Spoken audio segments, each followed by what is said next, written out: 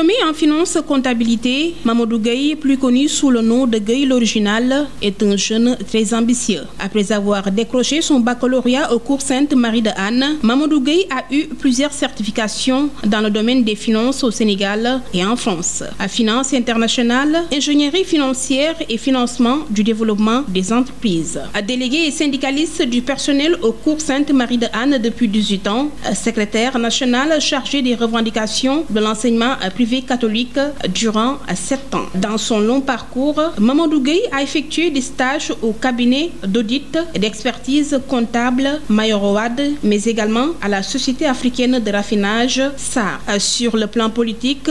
membre de l'APR, Gueye l'original est le coordonnateur de l'Alliance pour la République de l'unité 7 des Parcelles Assainies. Conseil municipal, vice-président de la commission des finances et des affaires économiques à la mairie des Parcelles Assainies. Dans le domaine sportif et culturel, Gueye l'original est le président de la génération originale, président de l'écurie de lutte des Parcelles Mbolo. Et sur le plan international, Gueye l'original a participé aux rencontres sur l'habitat coopératif à Lyon. En 2013, il a effectué un stage à la société RM Rome à Formia,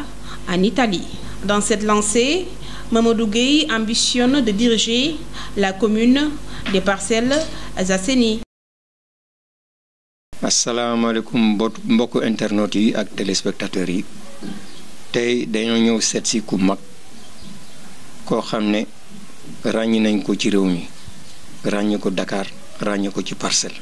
ndax doxinam ak ay jëfam donc moom la ñuy seet si Mamadou Gueye na nga def l'original. jërëjëf kon boog maa ngi leen di déglu si seen i question pour tontu ci question yi donc Parcelles gën a xam Dakar gën a xam Sénégal gën a xam kan mooy Gueye l'original. waaw depuis 2014 laa nekk conseil municipal ci mairie Parcelles. donc nekk aussi vice-président commission finance et affaires économiques mais masa nekk aussi ki nga xam ne maay def intercommission yi parce que président bi daawuloon am jot doon tukki rek donc ma xam bu baax Parcelles li mu mën ak statut bi mu yor mais aussi dama jàng politique dama ko tarbiru avec le ministre d'État Mbaye Ndiaye yàgg na depuis 2011 2008 etc. ba am ci une expérience bi ma xoolee aussi doxaluñu politiciens yi parce que man je me réclame être un homme politique pas un politicien parce que politicien mooy koo xam ne tey li muy wax ni su ko neexee suba mu génn ci koo xam ne tey da lay dugal ci da ngay weex tal ñu dugal la ci bërigo diwtiir nga génn weexaat tal moi je me réclame être un homme politique bi ma toogee def jàngat pendant des années xool li Parcelles di dugal ci alal parce que on a le deuxième meilleur budget à part Plateau xool li nga xam ne moo fi ne xam na ne nag jot na ñun ndaw ñu jël suñuy responsabilité parce que lii bu continuer mooy que waxuma la ñun mais dinañ sacrifier suñu njaboot yi sacrifier suñu doom yi parce que gars yi dañuy nekk nag naxaate rek la ñuy def waaw te naan wax leen ñu jox leen mais duñu gis benn résultat te boo xoolee Parcelles kii fi nekk yàgg na fi lool mais Parcelles dafa gën a sëngeem dafa dugg ci benn pax boo xam ne doomu Parcelles les dignes fils ñoo ko mën a génne ci loolu te nag li ñuy bañ mooy ñu bettaat ñu parce que kii fi nekk dafay dem rek suivant le vent du pouvoir tey dem na ci Macky Sall li ñuy bañ mooy Macky Sall li jiitee ko parce que amulul njariñ askan wi li ñuy bañ tey ji mooy que jaar na fu ne opposé fu ne mais bu mu xoolee ne intérêt taxaw na mu daw ànd ak pouvoir pour pouvoir dooleel ko tegaat ko fi te loolu la ñuy sentir loolu la ñuy gis loolu nag la ne du fi amee tey nous serons candidats et Inch'Allah on gagnera cette mairie pour l'intérêt général des Parcelles Assainies. Il n'y a aucune réalisation aux Parcelles. Ah bon? Le maire qui est là, qui a la signature depuis 2009, donc 14 ans, ne peut pas aujourd'hui wax nañu bii réalisation maa ko def wala inaugurer nañ bii réalisation. Ça n'existe pas aux Parcelles Assainies. Donc aucune infrastructure malheureusement sax li mu fi fekkoon yëpp yàq na ko donc muy Parcelles amoon na collège municipal nga xam ne nii seen loxo jotu seen ginnaaw fa la doon jàngee avec de bons résultats te 30 000 la woon toute l'année. Parcelles amoon na rajo municipal journalistes yu mag yi ngeen gis yu bëri tey fa lañ leen tàggate loolu lépp toj na ko yàq na ko. Parcelles amoon na centre socio-culturel bi nekkoon wetu église nga xam ne y avait tout pour la population loolu aussi toj na ko bëggoon ko jox Auchan conseils municipaux yi ak waa marché yi xeex pour que loolu du am. Parcelles amoon na stade boo xam ne lépp lañ fa doon def bi mu ñëw aussi toj na ko ba tey ji mënuñu jot suñu stade depuis 2009 c'est pour vous dire rek lépp lu mu fi fekk aussi yàq na ko te avec le budget conséquent qu'on a avec les ressources potentielles bi ñu am aucune réalisation maire bi mënu ko afficher tey ne lii maa ko fi def et voilà donc loolu situation tey boo jëlee même hôpital Mame Abdou centre de santé la y a absolument rien amul radiographie amul scanner morgue bi amul clim y a pas de bloc opératoire beaucoup de femmes tey ñu ngi am ay problèmes ay complications ñi sax ñu ngi décédé bu ñuy accoucher absolument rien ñu mel ni ñun peut-être ñoo taxawaay bi offrir sax hôpital Mame Abdou aussi bien des lits d'hôpitaux de qualité des chaises roulantes keroog bi ñu amee problème ambulance ñuy évacuer jigéen par taxi clando mu décédé ñu porte plainte hôpital ba ñu ko yëgee en intercommission man maa dogu daw jënd ji ambulance médicalisée yàlla suturaal ma jënd ñaari ambulance médicalisée indil ko pour Parcelles Assainies alors que loolu la waree fu maire bi la donc tey dafa jot tey ñu jël suñuy responsabilité pour que Parcelles change. waaw xam nga man dama jàng bi ma paree sama njàng nekk université def fa 1 an et demi rek commencé liggéey mais bi may liggéey aussi dama continuer sama njàng. gars yi découvrir ci man parce que loolu la compétence en maths physique surtout pour les grandes personnes donc ma nekk fi may liggéeyee ma am possibilité di def ay xarmat parce que je suis dans une très grande école buy def programme français def yëpp donc j'ai eu la chance très tôt di xarmat autorité boo gis Sénégal muy ministre muy ñëpp ñu bëri jàngal naa seen doom yi surtout ñu ne programme français et vraiment ça rapporte donc depuis jamono yooyu ça fait maintenant plus de 17 ans 18 ans lépp lu mu mos a am dama ko investir parce que ñun loolu la ñu gëm tey yu bëri ñu ngi koy defal Parcelles yu si bëri ñu ñoo koy produire ñoo koy defal suñu bopp bu tabaski jotee bu tamxarit jotee korité dinañ génn ay soble yu bëri génn ay pomme de terre yu bëri def ay kit yu bëri loolu lépp ñu ñoo koy liggéey parce que yàlla jàppale ñu on a très tôt compris que pour faire la politique réellement l'essence politique wala quintessence mooy être au chevet des populations te tey pour nga def ko il faut que say tànk dëgër mooy que il faut nga góor ci dara parce que boo nee damay dimbali sa askan te yoroo ñaar dërëm naxe bi mooy bari rek mais dimbali woo kenn loolu la ñu comprendre donc teg suñu yi ñuy teg mais yàlla duñu suturaal pendant des années ñuy investir di liggéey yàgg na à l'époque tegoon nañ les poulaillers de l'émergence ba tey ji mooy daw nga xam ne su may mayee 2000 poulets aux Parcelles ñu ñoo ko produire ndaw yee ko produire su ñu mayee pomme de terre soble ñu ñoo koy bay lu bëri ñu ngi koy def Parcelles aussi loolu moom ci dimbale tam xarit gi ñëw yenn saa ñu génn ay nag maye ko parce que yooyu aussi dañ koy yar waaw tabaski aussi ñu def ay opération tabaski yooyu tamit dañ koy yar c'est pour vous dire depuis fort longtemps avant sax may dugg ci politique ñu ngi teg yoo xam ne moo ñuy permettre suñuy tànk dëgër ba ñu mën a dimbali askan wi. li ñu jël mooy une certaine reconnaissance quand même de la population je dirais même une grande reconnaissance population bi tey Gueye l'original fu mu xewle fa fu mu taxaw ñëpp xam ne ne Gueye l'original te li ñu ko may rek mooy ñu nekk seen wet lépp loo xam ne manqué nañ ko soxla nañ ko ñu xar suñu tànk tubéy pour population am ko population souvent mu nekk ay situation difficile comme pandémie bi mais ñu leen di assister di leen taxaw te yàlla rek a tax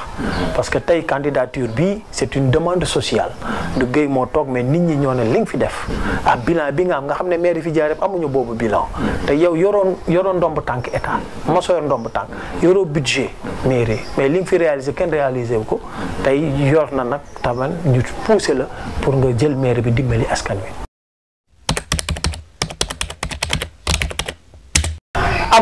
am na bari na ça dépend ci domaine bi ñu koy jël boo jëlee par exemple loo xam ne tey moo frappé population bi quand même ça fait un bon bout de temps mooy famille. Aujourd'hui on a l'autonomisation de la femme qui est aujourd'hui une réalité aux Parcelles Assainies. Aujourd'hui yàggul le 10 bi passé ci terrain unité 10 terrain Modlo tey jii financé nañ 100 millions pour les femmes mais avant loolu tey ñu ngi drainer plus de 62 groupements yoo xam ne non seulement on les a organisés de manière formelle utal leen ay kayit avec chambre de commerce utal leen aussi formation pour ñu am ay capacitation ba tey ñu ci bëri tey ci formation yooyu ñu ngi ciy yëngu di ci liggéey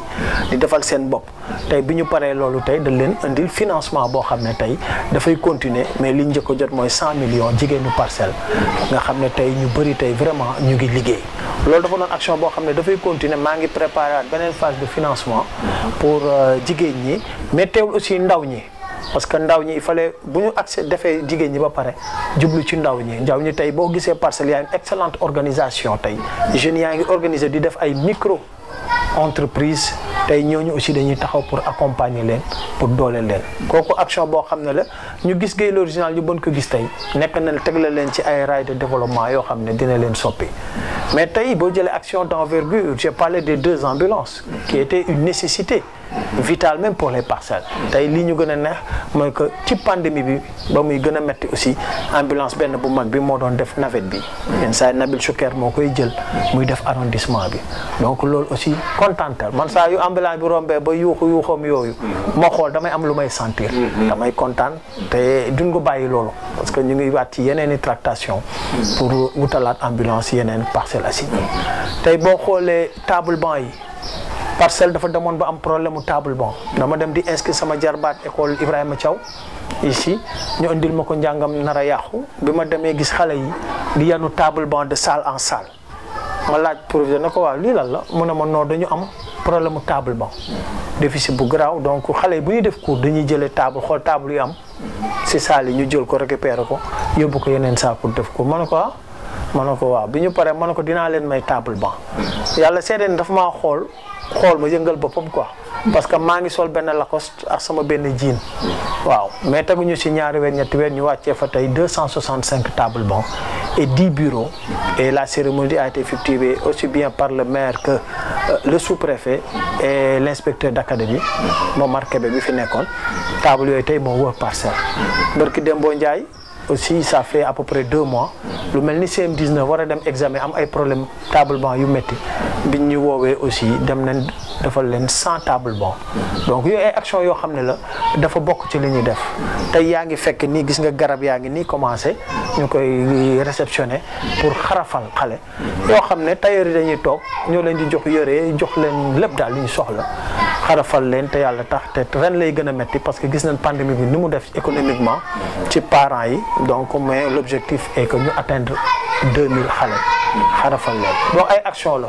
on fait aussi li nga xam ne mooy consultation ophtalmologique chaque année dinañ xool nit ñi mag ñi ndaw ñi may leen ay verres parce que ñoo xam ne aussi les lunettes correcteurs dafa cher mooy la aussi bien verre de lecture que de soleil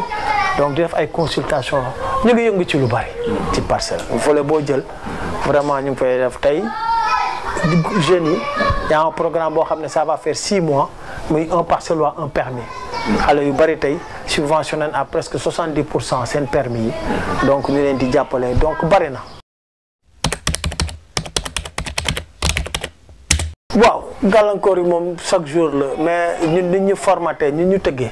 ñun bu gàllankoor amee rek daf ñuy gën a neex day tax bu ñu doon def benn ñu defaat fukk te tey lii leen jommal jaaxal leen mooy originalité bi parce que fi may génnale chaque jour li ngay wax noonu ay école la yoo xam ne dafa war a tijji école dafa war a tijji seen directeur seen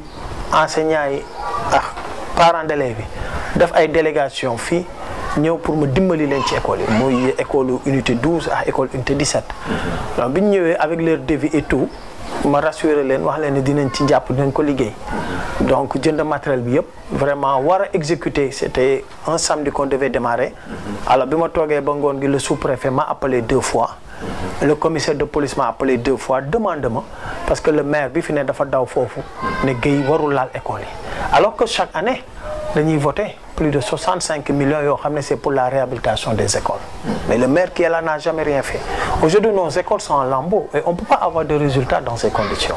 alors bi ma war a exécuter donc à un jour près donc comme autorité administrative yi ñaan nañ ma waaw ne ma moom daw na fa yuuxu ne moom moo war a def école yi moi je suis républicain donc j'ai dit vraiment aux autorités administratives que inchallah dinaa arrêté loolu mais jox naa leen garantie que du def dara te tey école tëj na ba tey ji deful dara donc loolu la rek parce que en réalité mooy li ma wax tey ay calcul politique politicienne yoo xam ne ñoo sonal nit ñi ambulance bi ma ko jëndee muy loo xam ne affaire de vie ou de mort la procédure am na fa mu toll dañoo réeral dossiers yi sànni dossiers yi réeral ko les ambulances étaient bloquées ici boobu dañ ko jëlee port yóbbu ko Diamniadio magasinage et 6 mois yoo xam ne chaque jour je paye 30 000 c'est pour vous dire rek c'est l'esprit archaïque et féodal yi nga xam ne moom la suñu politiciens yi yor et tey le combat de tout jeune c'est de se battre contre cet esprit là pour que nag ñu changer la donne. xam nga yàlla daf ma jàppale ma yàgg diriger ay mouvements de masse aussi bien à l'université mais aussi bi may liggéey donc fi may wax yow je suis le secrétaire national chargé des revendications de l'enseignement privé catholique te jullit la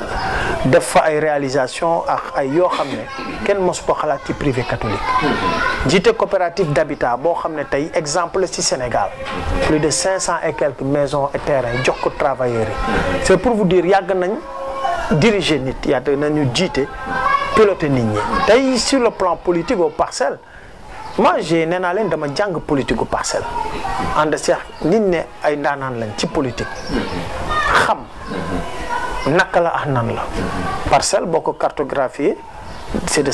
l'unité 7 à l'unité 26 et pour gagner les parcelles doo bàyyi fenn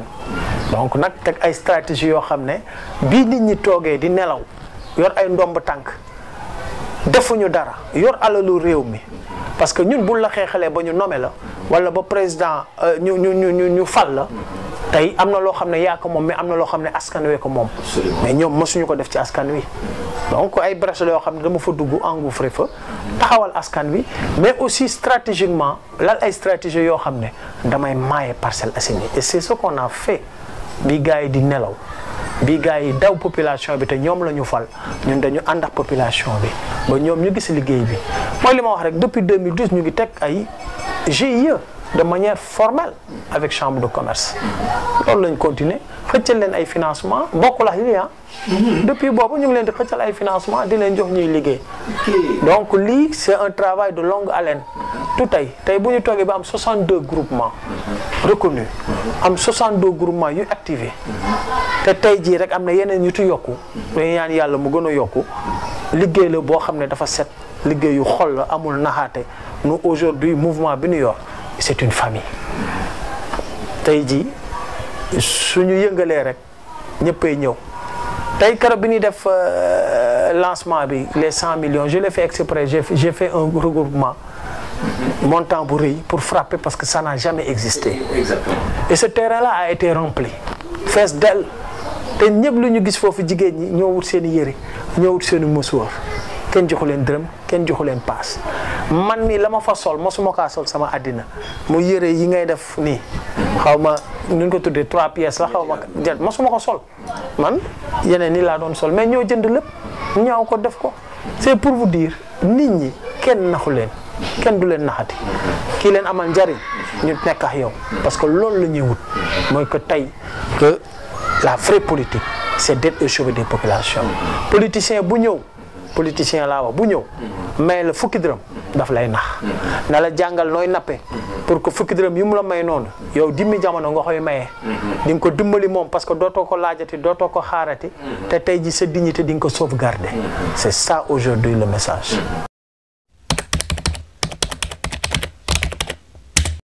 li ma ci wax rek mooy que loolu xam naa ne élection yi ça va pas passer et du Parcelles rek Sénégal gépp parce que gars yi ñoo sonn ci naxaate bi ñoo sonn ci nit ki da nga koy puus ba mu takk oto ba mu bàyyi la fa te wax naa ko ñiy def loolu c'est des politiciens politique mooy seen métier bu politique weesoo bokkatuñu je crois que ku am sa compétence am sa liggéey am sa dignité koñ bi naw la gox bi naw la am na yoo xam ne doo ko taxawee ñooñu nag duñu mës a soppeeku parce que loolu la ñu leen nàmpatal ci wàllu politique bu salte bi nga xam ne suñu mag ya suñu papa yi ñoo ko fi def mais politique lu noble la yonent bi sax da doon politique politique mooy def lu baax nga xëccal sa askan loolu la tey je crois que jeunes yi taxaw nañ y a des choses on va plus l'accepter te tey kenn mënuñu imposer lenn parce que nag on a été autonome on s'est battu pour ne jamais toucher l'argent politique bi ñuy wax. On est libre et autonome et je suis pas le seul. Il y a beaucoup de aujourd'hui on a notre mouvement avec les jeunes maires jeunes yi dañu taxaw pour changer la donne. loolu nag li ñu ciy def appel mooy ku mel ni président mu jàppale ñu ci loolu. parce que du ñu nangu ñii doon jiite parce que danoo yàq communes yi. danoo yàq réew mi nangootuñu forme politique boobu. Il faut que chacun assume la pleine mesure de sa responsabilité dans ce feuilleton qui est très déterminant pour le Sénégal. Bon li ñu wax rek mooy que option la aussi. yu bëri ñu ngi koy def ci jumaa yi. ñu ngi koy def ci jàkk yi. ñu ngi koy def ci jàngu bi. mais option bi ñu gën a jël mooy que duñ ko fësal. côté boobu duñ ko fësal. moo tax ñu bëri yaakaar ne non domaine boobu maîtriser nañ ko. parce que en réalité si la ñu bokk. ci jàngu yi ci diine yi ci la ñu bokk. dañ ciy def lu bëree bëri. tey waxuma sax ñooñu mais xale yi fi ne di def ay cant xale yi di def ay conférence xale yi fi ne di def lépp képp ku ñu boole yëgal ñu suñu loxo dina dem. bu ñu mënee ñëw teewal la jëmmal la dinañ ko def. c'est pour vous dire rek ñun ñu ngi ci comportement société bi yëpp. donc fépp même xale yu ndaw barki Dembo Njaay fii sama moroomu doom yi doon sabar. tudde ma ko ma jàppale leen ñu sabar parce que en réalité boo nee dama bëgg nekk maire il faut impartialité de ñaaxanaay ne naan maire da ngay yor ween yu rëy ku ñëw nga nàmpal ko et c'est ça maire en réalité moo tax ñu ne maire bindin bi bokkul ak yaay mais en réalité maire mooy yaay mais nag yaay ju baax yor ween yu rëy di nàmpal ñi waxuñu nag yaay joo xam ne da ngay am ween yu rëy ñu jox la sax ween yi te doo nàmpal kenn sa famille ngay nàmpal say mbokk dem fu mel ni Almadi wut fa kër di fa yeewoo bàyyi nit ñi ci ndox mu bon meex ci pëtox pëtox bi loolu du meer loolu da ngaa mer.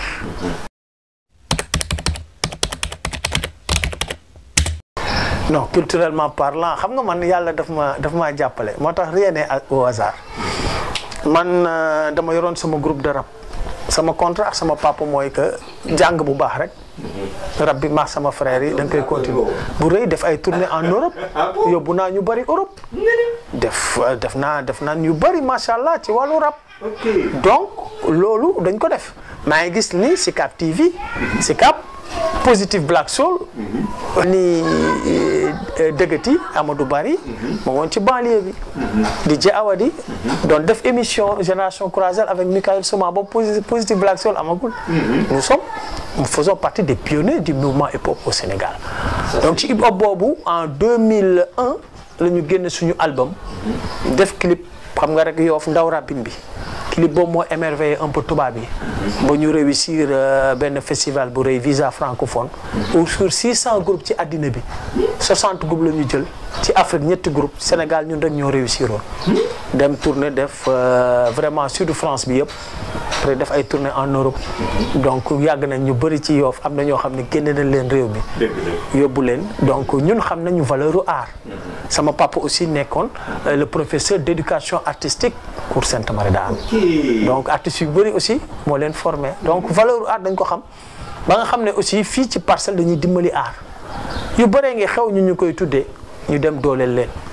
jeune talent yu bëri tey ñu ngi leen di encadrer di leen jàppale te loolu aspect bu am doole la art dafay développer réew dafay yokk aussi coopération entre ci kaw nord sud tey Parcelles dafa waroon a regorger quand même de studios d'enregistrement yoo xam ne soit c'est gratuit ou bien c'est subventionné par la mairie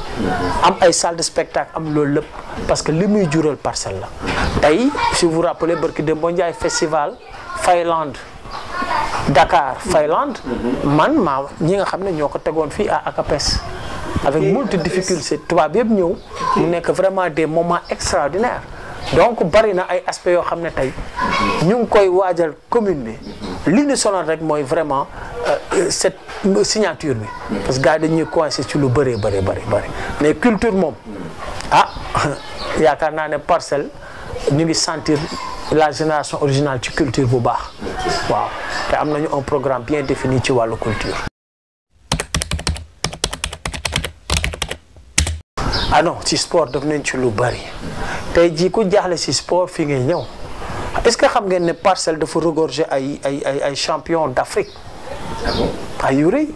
tey jii am na ku jigéen koo xam ne guddi rek lañ ma ko andil fii muy Safiatou Goudiaby nekk championne d'Afrique lutte gréco-romaine alors voilà war a dem préparer les JO en France vraiment moom moo defal boppam yëpp am visa ma yëpp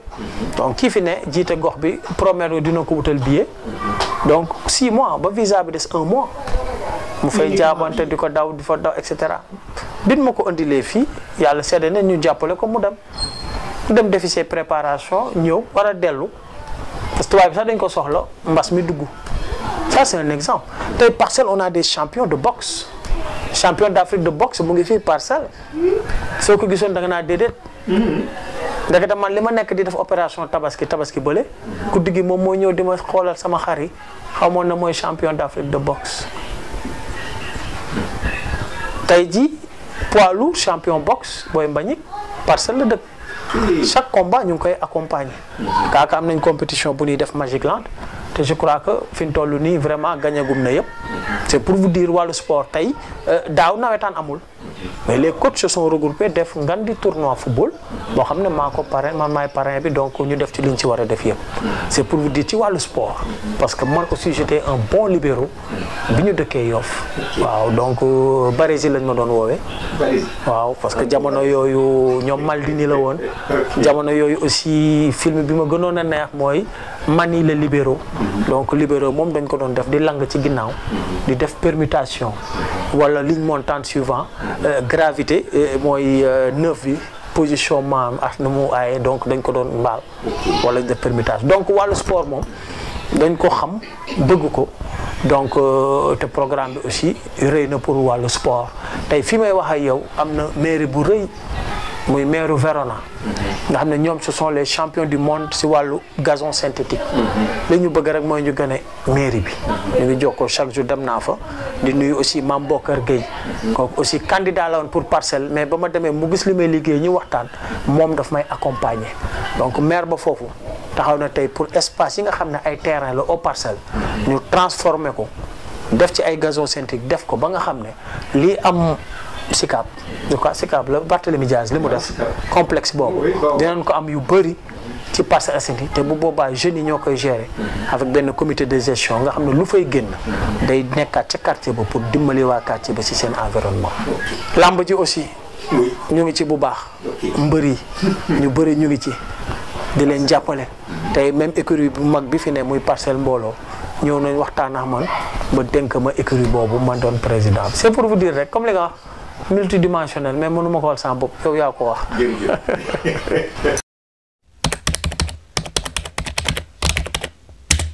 bon duma ko wax fii nan ma jàppale parce que c'est stratégique mais xam naa ne tey ñu ngi naviguer avec une forte coalition boo xam ne ñu si bëri ay candidats la ñoon pour Parcelles mais ñoom aussi seen bëgge Parcelles seen et cetera xamal na ne ñun ñëpp demal suñu bopp bokkul foo ñu boole suñu doole donc am na candidat yu bëri yoo xam ne incha allah ñu ngi ci liggéey bi nañ ci ànd incha allah parce que ce sera incha allah les dignes fils des Parcelles Assainies ñooy dem conquérir la mairie.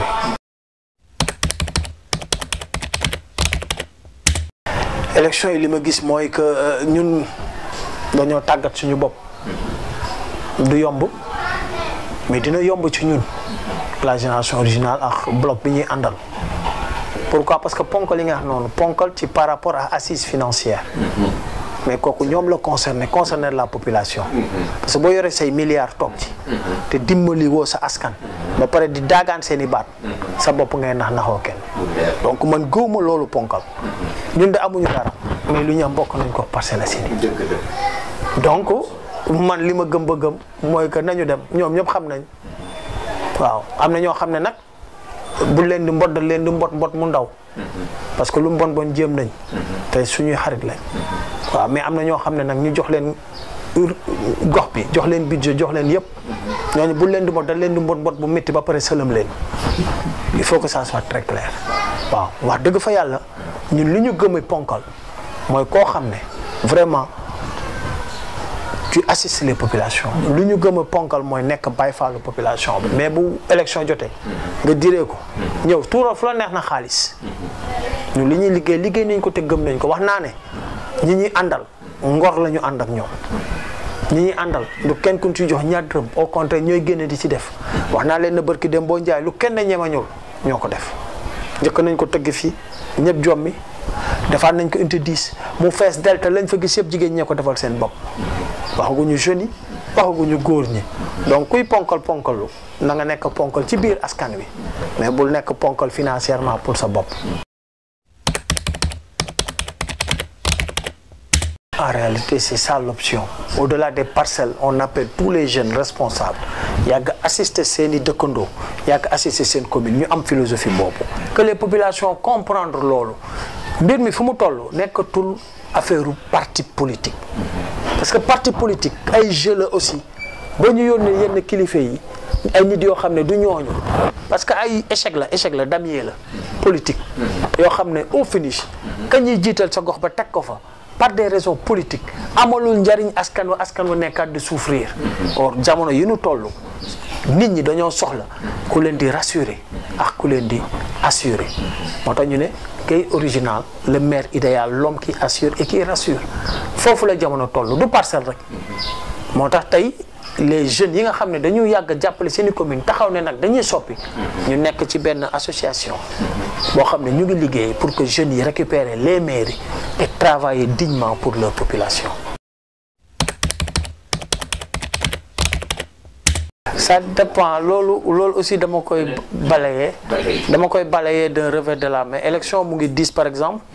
ci ki nga xam ne peut-être dafa yàggul jóg wala ki nga xam ne tey gox bi xamuñu ko wala ki nga xam ne tey deful dara ci gox bi bëgg a waaxu profité ci parcelle gis naa ñoo xam ne tey ba ñu jógee matul 6 mois gis naa ñoo xam ne ba ñu jógee matul 1 an tey ne dañu bëgg a nekk maire donc moo tax ma ne travail de longue haleine la peut-être yàlla mooy mottali ñun depuis 2012 avant même 2012 2011 on est dans le social et dans le social boo xam ne c'est communautaire donc ñun yaakaar naa pare nañ sax suñu campagne boo ko xoolee parce que la ñu waroon def yëpp def nañ ko wax nañ ñu dugg nañ wax nañu ñëpp tey li ci topp rek mooy vraiment renforcer redynamiser rek mais que tey gëm nañ ne ka muy metti mooy koo nga xam ne da nga toog ba ne këtt na jonn na naxaatekat yi si ñooñu lay metti am na ñoo xam ne tey pour ñu def dara il faut que président Macky Sall jox leen am na ñoo xam ne tey pour ñu def dara ci commune bi il faut ñu nommer leen ñoom ni sax ñoo ma gënal ñi nga xam ne depuis 2012 ñu ngi leen di nommer jox leen ay nombre tànk jox leen alal du te defuñu fi dara tàngal mante fraîche joxuñu ko commune bi donc ñooñu yabaate mooy tax ñu ne dañuy laaj te bu boobaa aussi li ñuy dégg nañ ko dégg donc loolu je crois que ñun boo xoolee campagne bi nee naa leen campagne bi def campagne bu simple la bu sobre la parce que le travail de terrain le travail ci askan wi def nañ ko du tey voilà maintenant nag il faut jamais dormir sur ses lauriers nee naa leen chaque jour nañ jàpp ne defaguñu dara donc on continue le travail gën ko intensifier parce que dañu bëgg bu ñuy jël gars yi jël bi doon jël bu méttee duñ ko fàtte dama bëgg sax ñenn ñi ñu yóbbu leen retraite politique étant des jeunes sax ñu yóbbu leen retraite politique. xam nga exemple bi ma lay jox ci jiite gox bi tey pour mu nax président Macky Sall dafa def li naan congrès colloque sax donc woote grand théâtre mais dafa wër Sénégal wër àddina pour nit ñi ñëw grand théâtre dafa ko biir Parcelles Assainies parce que xam na ne bu ko defee Parcelles Assainies du gis kenn ñun aussi ba ñu xamee ne kii si yooyu la tax ñoo fi xeex bu métti teg mouvement parcelle free parcelle Moussa si doy na bëgguma sax di tudd turam parce que man je l'appelle le cancer des parcelles dama ne nit ñi xam nañ de terrain bii du caaxaan terrain Modou Lo suñ ko feesalee te wax dëgg fa yàlla ku nekk yaa defal sa bopp la nga war a defal sa bopp ku yeewul dootoo yeewu te njëkk nañ feesal fii bayal bi ne fii bu ñu jógee fi ñu toll akapes la ñuy dem ñu feesal ko loolu nag ku mu doyul say bët toogal xaar résultat yi te ñu ngi tàggat suñu nit pour que képp koo xam ne bëgg nga ñu nekk ak ñun di liggéey nga am sa carte électeur muy jeunes yi muy femmes yi ñu ngi ciy liggéey mais duñ génn nag di ko wax ñu ngi sur le terrain di liggéey li ñuy liggéey te ña koy liggéey mooy les présidentes de GIE mooy les responsables donc on a une organisation exceptionnelle sur les parcelles pour que vraiment bu ñu demee élection lépp leer te balaa ñu dem élection sax gis naa ne ña nga naan ponkal lañ assise financière dinañu xoolaat seen taxawaay obligation la wax naa la ko donc ñu ngi ci liggéey bu am solo parce que c'est le mini combat qu'il faut d'abord gagner c'est un mini combat waaw qu'on est en train de gagner nag parce que nag jigéen ñi tooguñu góor ñi tooguñu ndaw yi aussi ñu ngi ci bu baax surtout les primo-votants ñu ngi ci.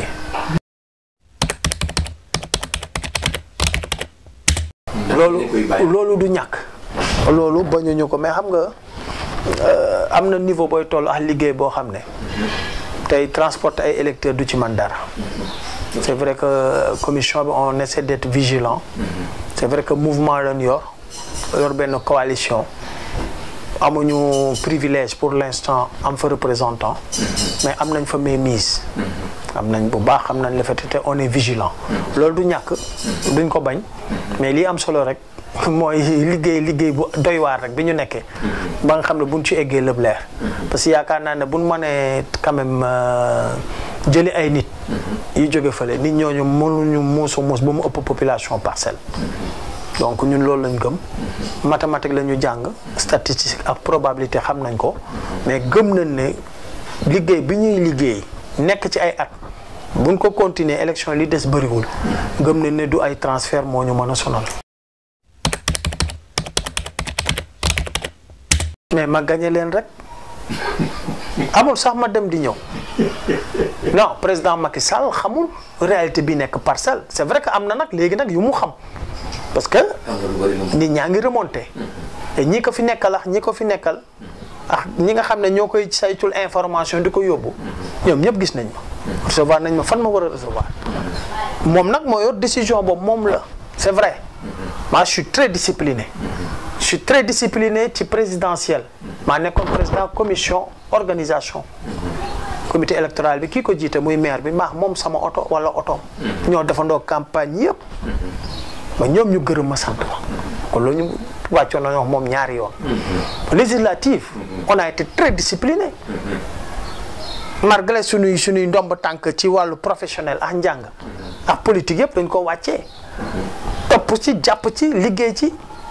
yor ay responsables yu mag ba ñu gagné donc nag li affaire mbapat la affaire nawetaan la. ne déglu population bi bu mu fi imposer loo xamul fi imposer mais ñu gagné leen gagné bu neex ba pare xool leneen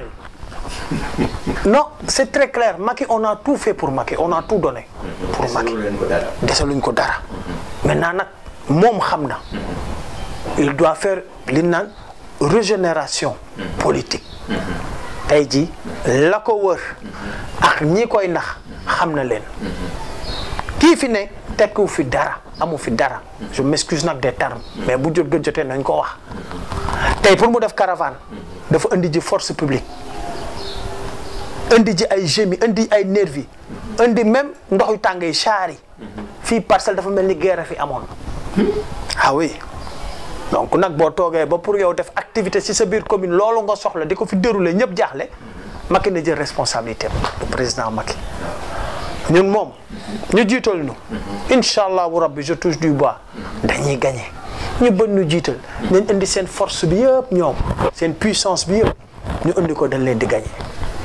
à bon entendeur nag salut.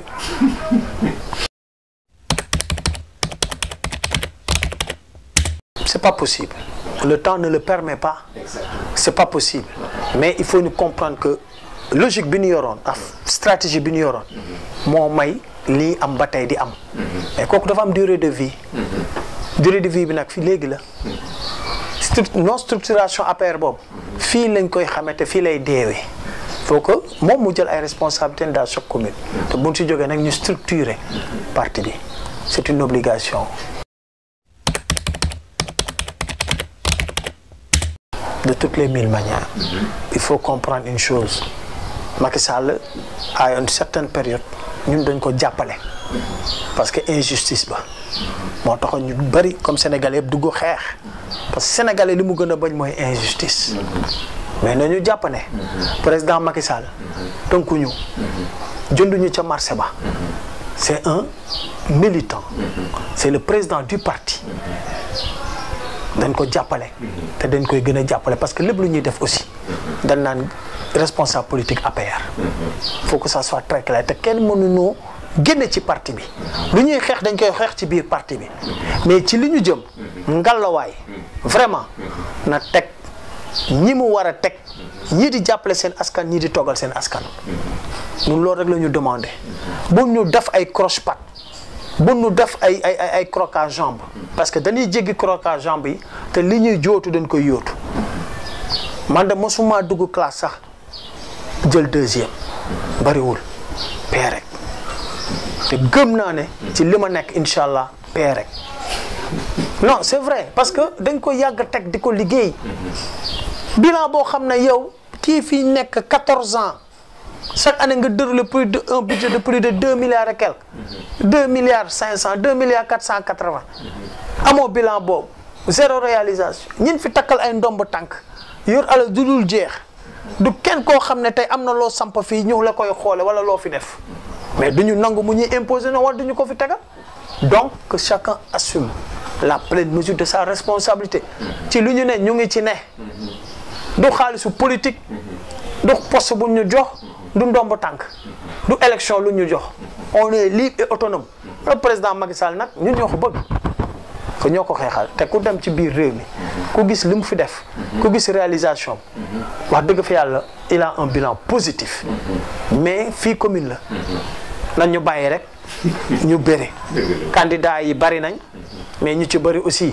ay macopi lañ ñu baal ma tuñu candidat mënoo toog ba mu des 6 mois ba mu des 1 an wala candidat da ngay toog xaar ñu takkal la ndomba tànk pour nga dimbali sa askan léegi bu la tekki leen ndomba tànk bi nag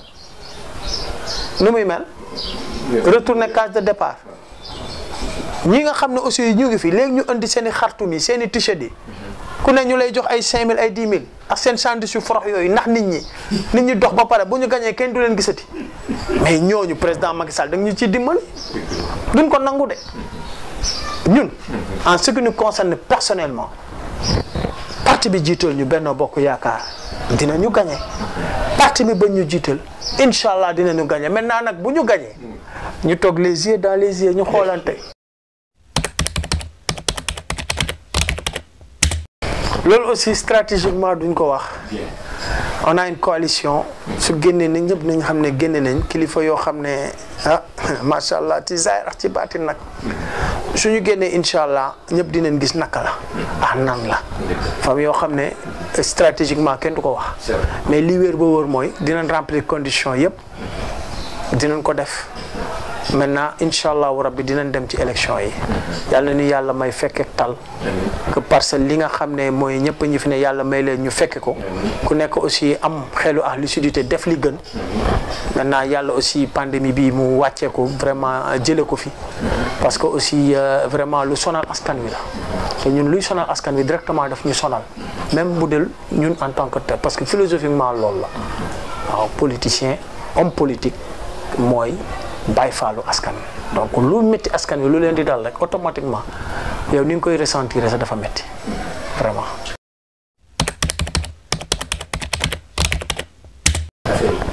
nga reetaan naa sax reetaan bu sew xam nga lu tax ba pandémie ni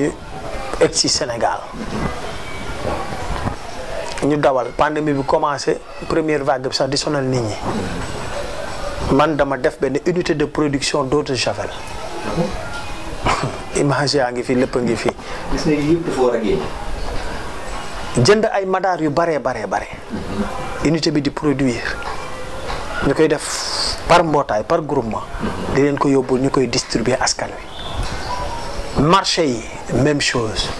hôpital Ma Abdou ak collectif yi ma nekkoon ñoo fa njëkk a indi don boo xam ne dafa impressionné ñëpp. mosquée yi donc loolu. première vague lañ ko démarré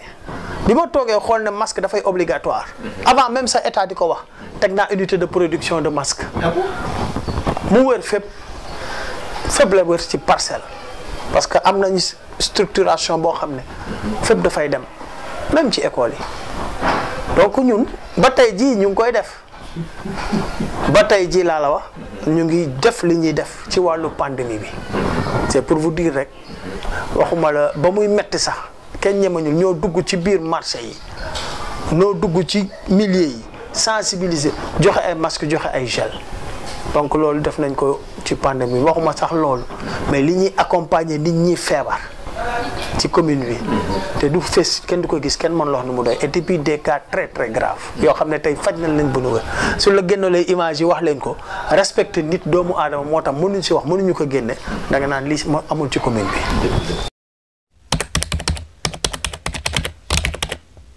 donc vraiment di leen remercier vraiment kontaan nañ ci déplacement bi mais di remercier aussi population Sénégal parce que vraiment ay jàmbaar lañ. Sénégal li ñu gën a may doole mooy diine bi jiitu suñu xol yi tey pandémie bi li muy métti métti yëpp gisoo kenn ku ne donc di leen massawu di leen féliciter aussi ci courage bi ñu nekk vraiment di gërëm population Parcelles Assainies vraiment di leen wax ne ci li ñu jëm ku nekk la nga war a def xam nga ko na nga ko def donc ku nekk jël responsabilité am ubbi nañ liste yi 1 mois moo ci des na ku nekk def la mu war a def ak njabootam kilifa gu nekk jëlal sa njaboot nga teg leen ñi war a bindu ñu bindu